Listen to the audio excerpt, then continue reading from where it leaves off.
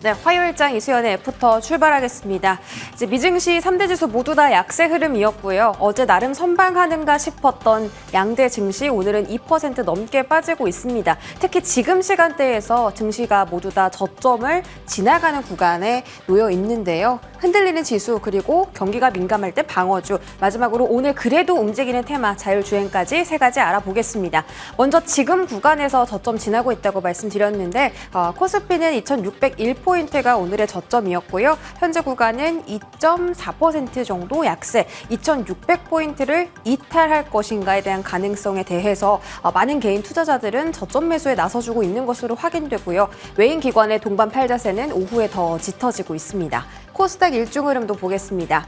자, 코스닥의 현재 저점이 형성되어 있습니다. 829포인트, 2시 46분경에 터치 나왔고요. 현재는 831선 지나가고 외인 기관의 동반 팔자세 속에서 금융투자는 순매수 포지션 잡고 있습니다.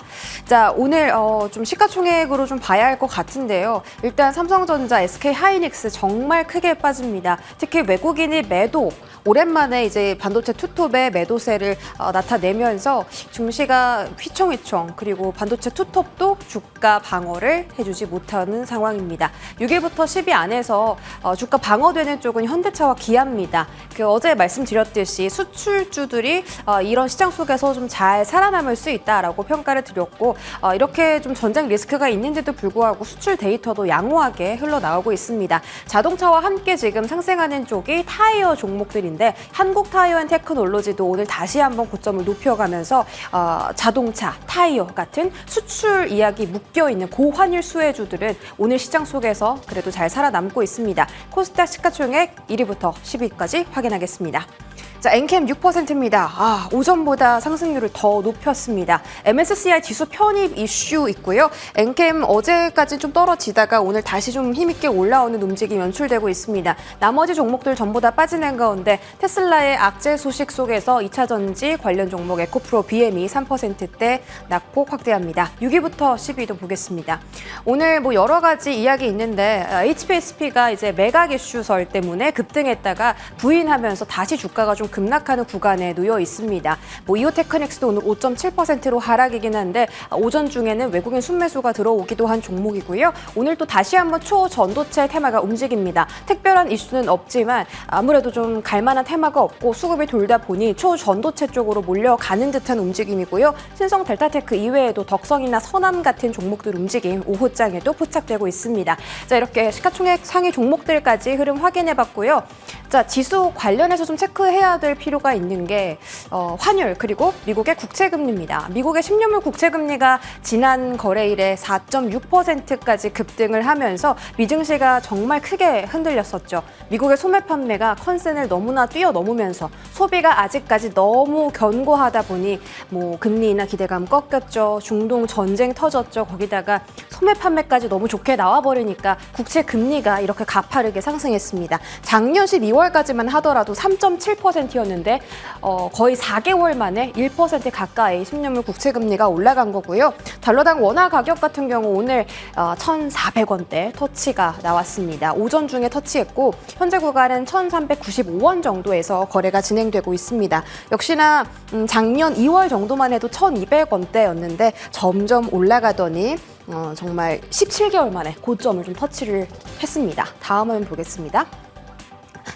제가 말씀드렸던 이야기가 지금 이 화면에 나와 있는데 3월 소매 판매가 전월 대비 0.7% 증가하면서 미증시 크게 떨어졌고요. 금리 인하 기대감 다시 꺾입니다.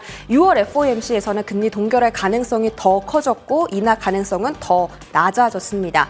외국인 셀코리아, 장중 8만 전자 그리고 18만 닉스가 붕괴되는 흐름이 연출됐었는데 달러당 원화 가격이 크게 오르면서 오늘 외국인 순매도가 좀 많이 늘어났다라는 점 적어봤고요. 이스라엘이 어떻게 이 전쟁을 보복하느냐 그 수위와 범위에 따라서 앞으로 경제 향방이 결정될 수 있다고 어제 전해드렸는데 그나마 다행인 점은 확전은 억제할 거다. 전면전 유발은 않겠다라는 이야기가 나오면서 이런 전쟁 리스크는 단기적으로 제한될 것으로 증권가는 여전히 바라보고 있습니다. 다음 화면 보겠습니다.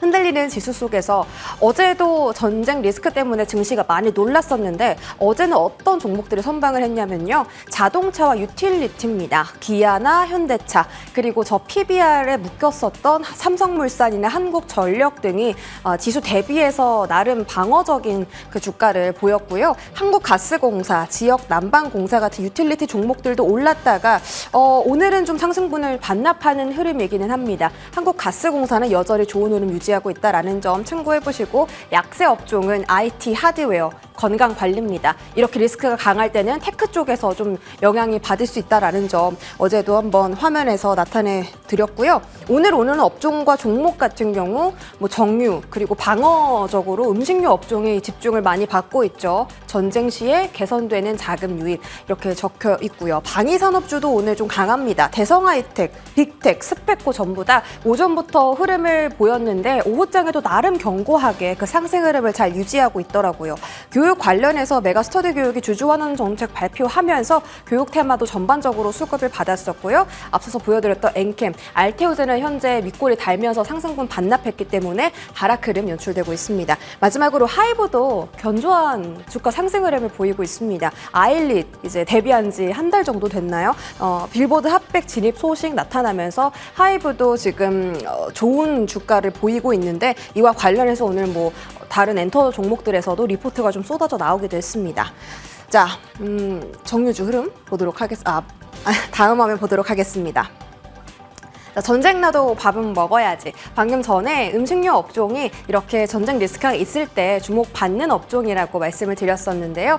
경기방어주 대표 주자죠. 음식료 업종 오늘 상승하는 종목들이 이렇게 모아봤습니다. 상승 폭이 그렇게 크지는 않은데 좀 눈여겨볼 만한 종목 두 가지가 있어서 들고 와봤습니다. CJ제일제당 그리고 빙그레인데 일봉 차트 흐름 보시면 계속 이렇게 우상향을 그려가고 있습니다. 언제 이렇게 올랐나 싶을 정도로 정말 흐름이 좋은데 일단 CJ제일제당은 1분기 호실적까지 기대가 되는 종목입니다. 증권가 최고 TP가 그러니까 목표 주가가 52만 원이더라고요. 지금 30만 원대 정도 주가가 지나가고 있는데 뭐 여러 가지 호재 속에서 뭐 원자재 가격도 떨어졌고 국내에서도 수요가 개선되고 있고 해외에서 그 비비고 만두 그리고 피자 너무 잘 팔리고 있고 그래서 실적이 좋은 데다가 그 CJ제일제당의 피드앤케어라고 그 바이오 쪽, 사료 쪽으로 지금 사업하는 부문이 있잖아요. 그 사업 부문이 정말 골머리 썩게 아팠었는데 드디어 그쪽에 에서 호실적 소식이 나오면서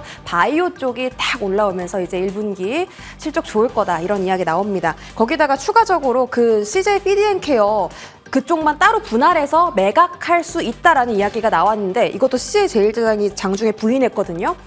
그런데 아직까지는 좀 팔로우업이 필요하다. 정말 매각을 한다면 이 CJ제일제당 기업 가치 재고에 확 높아질 수 있는 그런 재료이기 때문에 이쪽 이야기는 계속 지켜보시면 좋을 것 같습니다. 빙그레도 요플레 잘 팔고 주가까지 빙그레 웃고 있습니다. 부문별로 고른 성장세 여러분들 다 아시는 뭐 바나나 맛 우유, 비비빅, 붕어 싸많고 다 잘 팔리고 있고 그리고 올해도 성수기 그 빙가 판매 호조 기대 그러니까 이른 더위가 찾아온대요. 얼마나 또 더우려고 벌써부터 이런 이야기가 나오는 걸까요? 목표 주가 83,000원 제시 받았습니다. 음식료 업종 지금 흐름부터 살펴보겠습니다. 지금 가장 상승률이 높은 종목은 대상이네요.